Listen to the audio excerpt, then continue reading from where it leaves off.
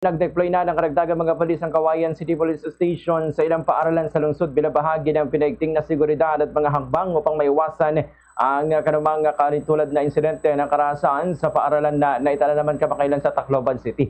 Sa panayam ng Bomba Radyo Kawayan, kay Police Lieutenant Colonel Jerry Castillo, officer in charge ng Kawayan City Police Station, sinabi nito na kanilang isinusulong ang isang whole of government approach kung saan magkatuwang nakikilos ang Philippine National Police, Department of Education, Department of Health, Local Government Unit, Anti-Crime Task Force, Public Order and Safety Office at iba pang ahensya upang mapanatili ang kaligtasan ng mga mag-aaral.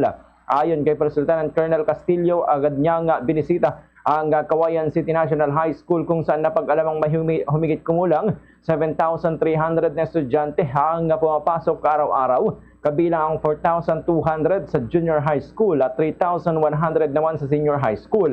Dahil sa laki ng populasyon ng paaralan, humiling ang pamunuan nito ng karagdagang police visibility, partikular sa umaga, sa tanghalian at uwian kung kailan dagsa ang mga estudyante sa mga gate ng paaralan.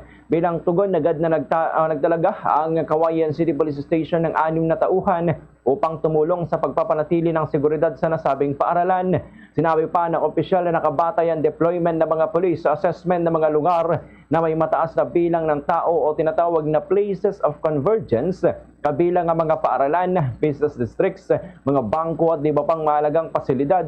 Paliwanag din ito na mahalaga ang presensya ng mga pulis dahil nagsisilbi itong deterrent o babala sa mga taong maaring magtangkang gumawa ng masama. Kasunod nito, nakatakda rin umanong magsagawa ng inspeksyon at pulong si Police Lieutenant Colonel Castillo sa iba pang mga paaralan sa lungsod, kabilang ang mga nasa bahagi ng Villaluna upang alamin ang kanilang mga pangailangan at mga usaping may kaugnayan sa seguridad. Tiniyak naman ng opisyal na hindi lamang ang mga paaralan sa sentro ng lungsod ang kanilang babantayan dahil sa mayroon din police outpost sa Villaluna na nakahandang tumugon sa anumang insidente, anumang oras. Nanawagan din siya sa mga barangay officials at barangay tanod na makiisa sa pagpapanatili ng seguridad sa paligid ng mga paaralan dahil sila ang direktang nakakasubaybay sa sitwasyon sa kanilang mga komunidad.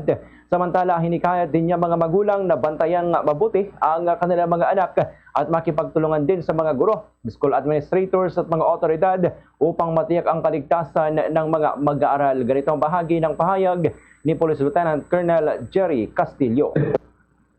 For police visibility augmentation to augment yung current na security personnel nila. So, they requested na sana may police sa umaga and most critical time of the day, yung lunch time kasi papauwi yung kalahati ng 7,000, papasok din ata yung kalahati.